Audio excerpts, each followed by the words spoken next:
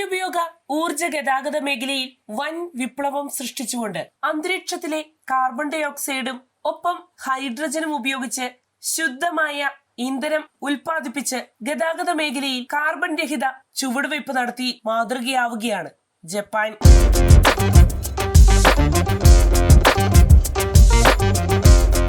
നമസ്കാരം, ഞാൻ ജാസ്മിൻ. വായുവിൽ നിന്ന് ഇന്ധനം കേൾക്കുമ്പോൾ ഇതെന്താ മാജിക്കാണോ എന്ന് തോന്നാമെങ്കിലും അത്തരമൊരു മായാജാലം കാട്ടി ലോകത്തെ അമ്പരപ്പിച്ചിരിക്കുകയാണ് ജപ്പാൻ. കാർബൺ ഡൈ ഓക്സൈഡും ഹൈഡ്രജനും ഉപയോഗിച്ച് ദ്രാവക ഇന്ധനം ഉൽപ്പാദിപ്പിക്കുന്ന പൂർണ്ണമായും സംയോജിത സിന്തറ്റിക് ഇന്ധന പ്രദർശന പ്ലാന്റ് പ്രവർത്തനക്ഷമമാക്കിയിരിക്കുകയാണ് ജപ്പാൻ.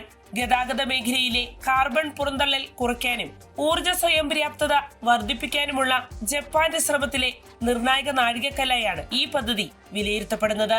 ജപ്പാനിലെ പ്രമുഖ ഊർജ കമ്പനിയായ ENEOS കോർപ്പറേഷന്റെ നേതൃത്വത്തിൽ നടപ്പാക്കുന്ന ഈ പദ്ധതി കാർബൺ ഡൈ ഓക്സൈഡും ഹൈഡ്രജനും ഉപയോഗിച്ചാണ് ഇന്ധന നിർമ്മാണം സാധ്യമാക്കുന്നത്. വിമാനങ്ങൾ, കാറുകൾ, കപ്പലുകൾ തുടങ്ങി നിലവിൽ പെട്രോളും ഡീസലും ഉപയോഗിക്കുന്ന വാഹനങ്ങളിൽ ഭാവിയിൽ ഈ ഇന്ധനം ഉപയോഗിക്കാനാകും. ജാപ്പനീസ് സർക്കാരിന്റെ പിന്തുണയോടെ new energy and industrial technology development ഓർഗനൈസേഷന്റെ ഗ്രീൻ ഇന്നൊവേഷൻ ഫണ്ട് പദ്ധതിക്ക് കീഴിലാണ് പുതിയ ഇന്ധന പ്ലാന്റ് വികസിപ്പിച്ചത്. ഗവേഷണ ലബോറട്ടറിയിൽ സ്ഥാപിച്ചിരിക്കുന്ന ഈ സൗകര്യത്തിന് നിലവിൽ പ്രതിദിനം 1 ബാരൽ, അതായത് ഏകദേശം 159 ലിറ്റർ സിന്തറ്റിക് ഇന്ധനം ഉൽപ്പാദിപ്പിക്കാനാകും.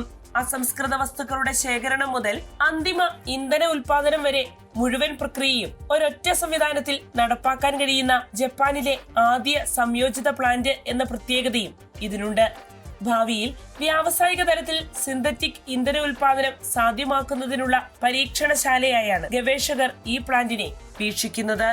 പുനരുപയോഗ ഊർജത്തിന്റെ സഹായത്തോടെ ജലത്തെ വൈദ്യുത വിശ്ലേഷണം നടത്തി ഹൈഡ്രജൻ ഉൽപ്പാദിപ്പിക്കുന്നതോടെയാണ് പുതിയ ഇന്ധനത്തിനായുള്ള പ്രക്രിയ ആരംഭിക്കുന്നത്. തുടർന്ന് കാർബൺ ഡൈ ഓക്സൈഡും ഹൈഡ്രജനും ചേർത്ത് സിന്തറ്റിക് വാതകം നിർമ്മിക്കുന്നു. Reverse water gas reflect, gas shift reaction, Fischer Tropsch synthesis തുടങ്ങിയ സങ്കീർണ രാസപ്രക്രിയകളിലൂടെ ഈ വാതകം ദ്രാവക ഇന്ധനമാക്കി മാറ്റും. അന്തിമ ഉൽപ്പന്നം ആവശ്യാനുസരണം ഗ്യാസോലിൻ അല്ലെങ്കിൽ ഡീസൽ ഇന്ധനത്തിന് പകരമായി ഉപയോഗിക്കാൻ കഴിയുന്ന തരത്തിലുള്ളതായിരിക്കുകയും ചെയ്യും. പദ്ധതിയുടെ ഏറ്റവും ശ്രദ്ധേയമായ സവിശേഷതകളിലൊന്ന് അന്തരീക്ഷത്തിൽ നിന്ന് കാർബൺ ഡൈ ഓക്സൈഡ് പിടിച്ചെടുക്കുന്ന സാങ്കേതിക വിദ്യയുടെ ഉപയോഗമാണ്. ഡയറക്റ്റ് എയർ ക്യാപ്ചർ സാങ്കേതിക വിദ്യ ഉപയോഗിച്ച് വായുവിൽ നിന്നുള്ള കാർബൺ ഡൈ ഓക്സൈഡ് ശേഖരിച്ച് അതിനെ ഇന്ധനമാക്കി മാറ്റുകയാണ് ഈ സാങ്കേതിക വിദ്യ ചെയ്യുന്നത്. അതായത് കാലാവസ്ഥാ വ്യതിയാനത്തിന് കാരണമാകുന്ന കാർബൺ ഡൈ ഓക്സൈഡിനെ ഒരു മാലിന്യമായി കാണാതെ മൂല്യമുള്ള അസംസ്കൃത വസ്തുവായി ഉപയോഗിക്കുന്ന സമീപനമാണ് ഇവിടെ സ്വീകരിക്കുന്നത്. ഈ ഇന്ധനം എന്നറിയപ്പെടുന്ന ഈ ആശയം വർഷങ്ങളായി ശാസ്ത്രലോകത്ത് ചർച്ച ചെയ്യപ്പെടുന്നുണ്ടെങ്കിലും പ്രായോഗിക തലത്തിൽ ഇത്രയും വലിയ രീതിയിൽ നടപ്പാക്കപ്പെട്ടിട്ടില്ല.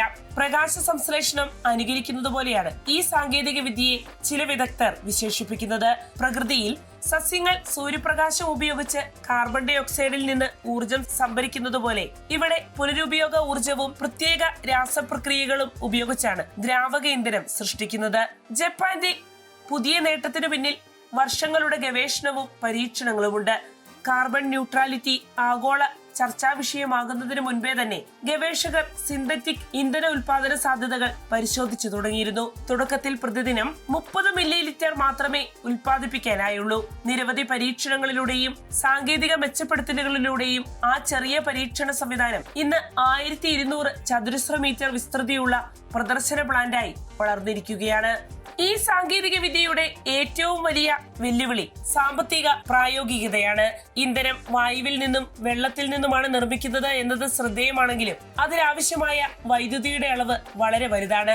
കുറഞ്ഞ ചെലവിൽ ലഭിക്കുന്ന പുനരുപയോഗ ഊർജമോ ആണവ ഊർജമോ ഉപയോഗിക്കാൻ കഴിഞ്ഞാൽ മാത്രമേ ഈ സാങ്കേതിക വിദ്യ വ്യാപകമായി സ്വീകരിക്കപ്പെടാനാകൂ. നിലവിൽ പ്രതിദിനം 1 ബാരൽ മാത്രമാണ് ഉൽപ്പാദിപ്പിക്കപ്പെടുന്നത്. എന്നാൽ 2040 ഇത് പ്രതിദിനം 10,000 ബാരലാക്കി ഉയർത്തുക എന്നതാണ് ENEOS കമ്പനിയുടെ ലക്ഷ്യം. ഊർജാവശ്യങ്ങളുടെ വലിയൊരു പങ്ക് ഇപ്പോഴും മിഡിൽ ഈസ്റ്റിൽ നിന്നുള്ള എണ്ണ ഇറക്കുമതിയെ ആശ്രയിക്കുന്ന ജപ്പാന് ഈ സാങ്കേതിക വിദ്യക്ക് പ്രത്യേക പ്രാധാന്യമുണ്ട്. കാർബൺ ഉദ്വമനത്തെ തന്നെ അമൂല്യ ഇന്ധന സ്രോതസ്സാക്കി മാറ്റുന്ന പുതിയ ഊർജ സാമ്പത്തിക മാതൃകയ്ക്കും ഇത് വഴിതെളിച്ചേക്കും. ലാബിൽ ആരംഭിച്ച പരീക്ഷണം ഭാവിയിൽ ആഗോള ഊർജ വ്യവസ്ഥയെ തന്നെ മാറ്റിമറിക്കുന്ന സാങ്കേതിക വിദ്യയായി വളരുമോ എന്ന ആകാംക്ഷയിലാണ് ഇപ്പോൾ ശാസ്ത്രലോകവും ഊർജ മേഖലയും. വാർത്തയുടെ നിറം തേടി തനിനിറം.